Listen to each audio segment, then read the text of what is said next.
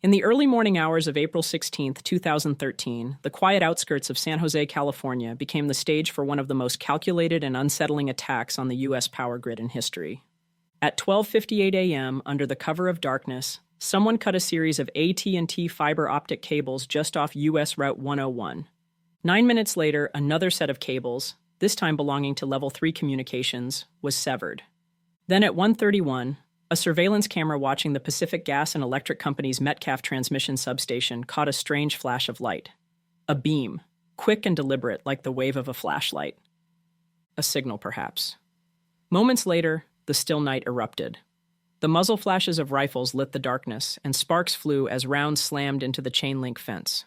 Motion sensors tripped, and the security offices at PG&E received an alarm.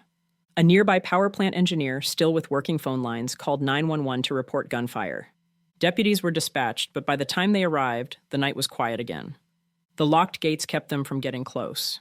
Seeing nothing unusual, they left. The attackers, still unseen, continued their work. Using precision rifle fire, they targeted 17 massive transformers, punching holes in the cooling systems. Thousands of gallons of oil bled onto the gravel, causing the equipment to overheat. At 1:50 a.m., another flashlight signal, this time the cue to vanish. When investigators later swept the site, they found more than 100 shell casings. By the time a PG&E worker arrived at 3:15 a.m., the damage was already done. The substation had suffered more than $15 million in destruction. Only quick rerouting of power from nearby Silicon Valley plants kept the region from a blackout.